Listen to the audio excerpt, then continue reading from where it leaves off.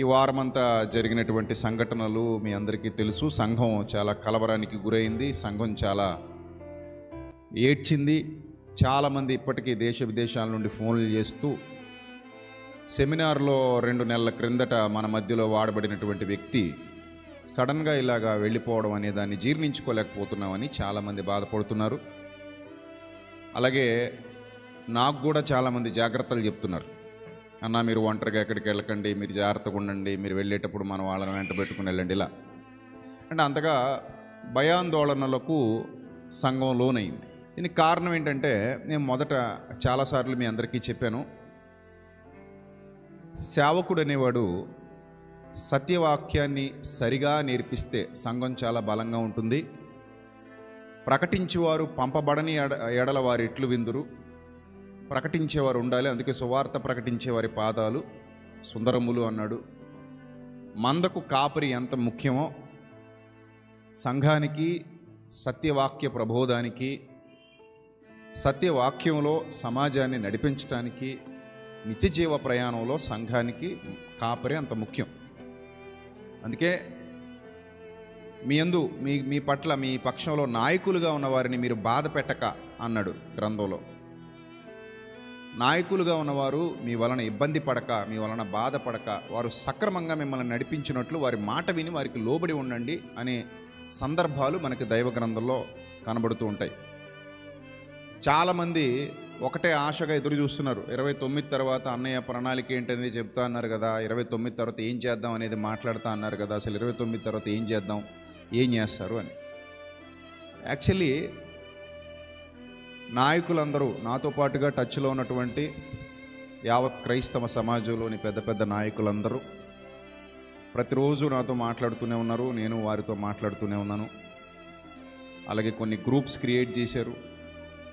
ఆ గ్రూప్స్ ద్వారా ఏ నిర్ణయం తీసుకోవాలి, ఎలాంటి స్టెప్ తీసుకోవాలనేది చర్చిస్తూ ఉన్నారు.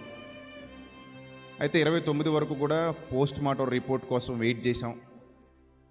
పోస్ట్ మార్టం రిపోర్ట్ వచ్చిన తర్వాతే ఏదైనా నిర్ణయం తీసుకుందాం. మనం ప్రశ్నించేదైనా, అడిగేదైనా, ఎక్కడికైనా వెళ్ళేదైనా అవన్నీ 29 తర్వాత ఆలోచన చేద్దామని అందరం కూడా నిర్ణయం తీసుకున్నాం. అయితే నిన్న పోస్ట్ మార్టం రిపోర్ట్ వస్తుందని ఆశపడ్డాం, రాలేదు. వారు ఇవ్వలేదు. ఒంటి మీద గాయాలు ఉన్నాయి, అవి ట్రేస్ చేసామని చెప్పారు. సో ఫర్దర్ ఇన్వెస్టిగేషన్ ఏం జరుగుతుందనేది ఇంకా మనకు ఎలాంటి సమాచారం లేదు. అది ఐజీ గారు, ఎస్పీ గారు వీళ్ళందరూ కూడా ప్రెస్ మీట్ నిర్వహించారు నిన్న. ఆ ప్రెస్ మీట్లో మరికొన్ని సీసీటీవీ ఫుటేజ్ ఆధారాలు తీసుకొచ్చారు. ఆ సీసీటీవీ ఫుటేజెస్లో ఏమున్నాయని చూపించారు. అందులో కూడా మరిన్ని అనుమానాలు రేకెత్తేలాగా కొన్ని డౌట్స్ వాళ్ళే రేజ్ చేశారు. ఆ డౌట్స్ ఇంకా అలానే ఉండిపోయాయి సమాజానికి.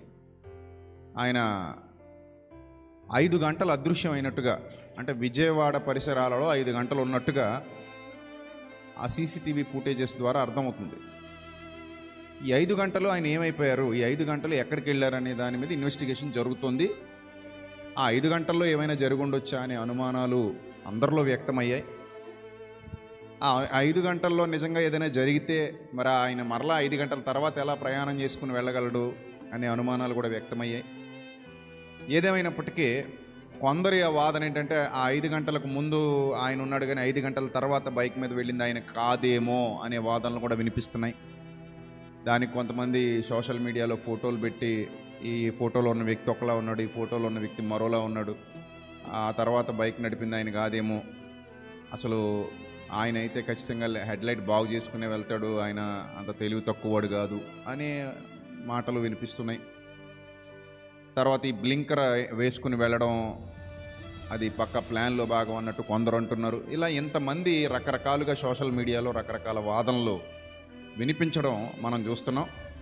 ఏదేమైనా పోలీసు వారి సమగ్ర దర్యాప్తు, పోలీసు వారి సమగ్ర విచారణ అనంతరమే ఏదైనా నిర్ణయం తీసుకోగలం. మనం చట్టాలని బలంగా నమ్ముతున్నాం, ప్రభుత్వాన్ని నమ్ముతున్నాం, చట్టాన్ని నమ్ముతున్నాం. నమ్మి వాళ్ళు ఏది చెబితే దానికి సహకరిస్తూనే వచ్చాం, సహకరిస్తూనే ఉన్నాం కూడా. రాత్రి కూడా నన్ను పోలీసు వారు పిలిచారు, అక్కడికి రమ్మన్నారు యాక్చువల్లీ సిట్టు విచారణకి. సార్ ఒకసారి మీరు వచ్చి మీ దగ్గర ఏమైనా ఆధారాలు ఉంటే మాకు ఇవ్వండి సార్ అని అడిగారు. నేను అన్నాను, ఆధారాలు ఉంటే ఎంతసేపు ఎందుకుంటామండి, ఆ చేసిన నుండి పిలకబట్టుకుని లాక్కొచ్చేస్తాం కదండి. చేసినోడు ఎవడైతే వాడి మీద చట్టపరంగా చర్యలు తీసుకుంటాం కదండి. మా దగ్గర ఏం ఆధారాలు లేవు, మా అనుమానాలు మాత్రమే ఉన్నాయి. ఆధారాలు మీరు ఏమిచ్చినా మేము స్వీకరించడానికి వీఆర్ ఆల్ రెడీ. మీరు పక్కగా యాక్సిడెంట్ అంటారా, మీరు అలాగే నిరూపిస్తే మేము దానికి ఒప్పుకుంటాం. లేదు ఇది మర్డర్ అంటారా, మీరు అలాగే నిరూపిస్తే దానికి ఒప్పుకుంటాం. పోలీసు వారికి వ్యతిరేకంగా మేము పని చేయట్లేదు, పోలీసు వారికి వ్యతిరేకంగా మేము మాట్లాడట్లేదు. ఎక్కడ కూడా పోలీసు వారిని బ్రతిమలాడుకుంటున్నాం, న్యాయం చేయండి అని మాత్రమే నేను చెప్పడం జరిగింది. సో అలాగే సీఎం గారు కూడా స్పందించారండి. ఆయన కూడా మాట్లాడుతున్నారు, మానిటర్ చేస్తున్నారు అని చెప్పినప్పుడు చాలా సంతోషపడ్డాం. సంతోషం. ఎందుకంటే ప్రజలు నమ్మేది ప్రభుత్వాలని ప్రజలు ఎందుకు నమ్మాలి అని అంటే, ప్రజలు ఓటేసి ప్రభుత్వాన్ని గెలిపించుకున్నారు కాబట్టి. మనం గెలిపిస్తే గెలిచాయి కాబట్టి ప్రభుత్వాల గెలుపు వెనక ప్రజలే ఉన్నారు కాబట్టి ప్రజలు ప్రభుత్వాన్ని నమ్మాలి, ప్రజలు ప్రభుత్వాన్ని విశ్వసించాలి. అధికారుల కొరకు, రాజుల కొరకు ప్రార్థించండి, వారికి లోబడండి అని బైబిలే చెప్పింది కాబట్టి అధికారుల కొరకు ప్రార్థిస్తాం, ప్రజల కొరకు ప్రార్థిస్తాం, నాయకుల కొరకు ప్రార్థిస్తాం. మనము సుఖముగా జీవించినట్లు వారి కొరకు ప్రార్థించమన్నాడు. సో ఓవరాల్గా ఒక నాయకుడిని కానీ ఒక ప్రభుత్వాన్ని కానీ మనం ఎన్నుకున్నామంటే దేనికోసం ఎన్నుకుంటామంటే మనల్ని చక్కగా పరిపాలిస్తారని ఎన్నుకుంటాం. అయితే ఇక్కడ విషయం ఏమిటంటే, ఒక మంచిగా వాడబడుతున్నటువంటి ఒక సేవకుడు మాత్రమే అని కాదు ఇక్కడ నా ఉద్దేశం. ఆయన మరణం గురించి మాత్రమే అని కాదు నా ఉద్దేశం. అసలు ఓవరాల్గా ఇప్పుడు జరిగినటువంటి ఇన్సిడెంట్ ఏదైతే ఉందో, ఈ ఇన్సిడెంట్ ద్వారా ప్రస్తుత సమాజంలో ఏం జరుగుతుందనేది ప్రభుత్వాల దృష్టికి బలంగా తీసుకెళ్ళాలి, పోలీసుల దృష్టికి బలంగా తీసుకెళ్ళాలి. ఇది మన క్రైస్తవులందరి కర్తవ్యం. పాముల వలె వివేకులు, పావురముల వలె నిష్కపటులుగా రాబోయే ప్రమాదాలని అరికట్టడానికి, జరగబోయే ప్రమాదాలను అరికట్టడానికి ప్రభుత్వాల దృష్టికి తీసుకెళ్ళాలి. ఇప్పుడు ర్యాలీ అంటారా, తప్పులేదు, శాంతి ర్యాలీ. అది మన బాధ ప్రభుత్వానికి తెలియజేయడానికి చేసేది. కొంతమంది మాట్లాడుతూ, మీకు శాంతి ర్యాలీలు అవసరమా, అపోస్తలులు ఎవరైనా ఇలా చేశారా, ప్రారంభ సంఘ క్రైస్తవులు ఎవరైనా ర్యాలీలు చేశారా, వాళ్ళు ఎవరైనా నిరసన తెలియజేశారా? శాంతియుత వాతావరణంలో మన బాధను ఎక్స్ప్రెస్ చేయడం ఎప్పుడు తప్పు కాదు. ప్రశాంతమైన వాతావరణంలో మా ఇబ్బంది ఇది అని తెలియచేయటం, మాకు న్యాయం జరగాలి అని కోరటం, లేదా దయచేసి మమ్మల్ని దృష్టించండి, ప్రభుత్వాలు స్పందించి జరుగుతున్నటువంటి పరిణామాల మీద దృష్టి పెట్టండి, సోషల్ మీడియాలో ఏం జరుగుతుందో చూడండి, యూట్యూబ్ ఛానల్స్ ఏ విధంగా అన్నదమ్ముల మధ్య చిచ్చు పెడుతున్నాయో, మత సామరస్యాన్ని చెడగొడుతున్నాయో చూడండి, వాళ్ళు ఏ విధంగా రియాక్ట్ అవుతూ ఉగ్రవాద భావజాలంతో ప్రజల్ని దారి తప్పిస్తున్నారో చూడండి అని చెప్పటంలో ఏమాత్రం తప్పు లేదు.